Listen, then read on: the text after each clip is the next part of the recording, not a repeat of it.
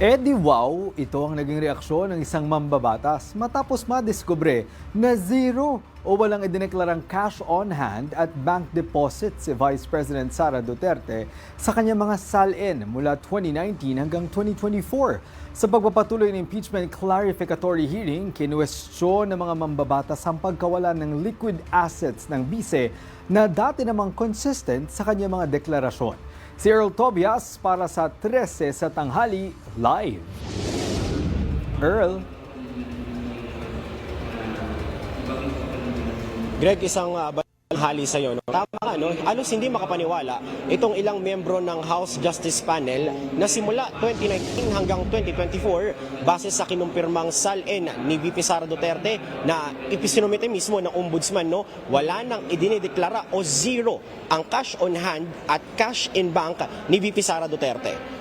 Greg, bungad kasi ng pangalawang clarificatory hearing ng impeachment complaint laban sa Vice Presidente ang pagkukumpirma sa mga dinedeklarang yaman ni VP Sara mula sa kanyang salin noong 2007 hanggang 2024. Habang inipinepresenta ng Ombudsman ang mga isumite nilang salin ng Vice Presidente, pinakanapunan ni House Good Government Committee Chairperson Joel Chua ang biglang hindi pagdedeklara ng Vice Presidente ng cash on hand o bank deposit ng magkakasunod na taon mula 2019. Double check pa ni Chua sa Ombudsman kung wala ba talagang cash on hand na idineklara ang Vice Presidente.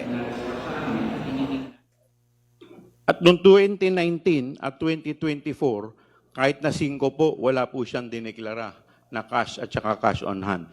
Tama po ba? Based on the submitted SALN, Your Honor, wala pong nakalagay na cash on hand or bank deposit. Greg, mga kasama, inulit pa ni Chua ang tanong niya na yan at ang nasabi niya na lang, Kahit 5 po? Wala pong nakalagay, Your Honor.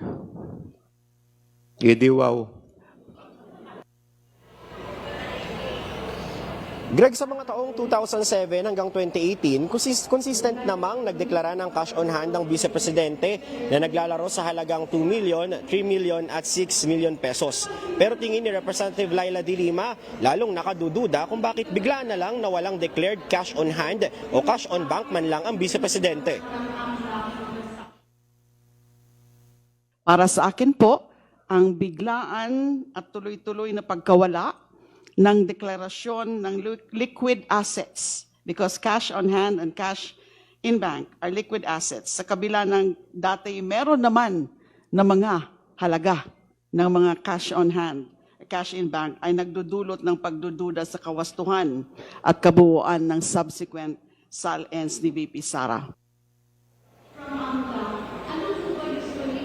Greg, pagkatapos ng mga manifestasyon na yan ng ilang kongresista nga na nagduda dyan sa zero cash on hand ng Vice Presidente sa kanyang salin, tinawag pa rin ng komite itong kampo ng Vice Presidente o mismong si VP Sara Duterte para makapagpaliwanag sa mga aligasyong yan. Pero sa pangalawang pagkakataon, no-show ulit ang Vice President sa pagdinig o clarificatory hearing sa kanyang impeachment complaints.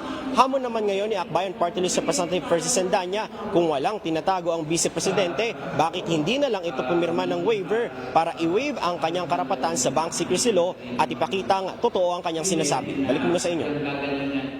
Maraming salamat, Earl Tobias.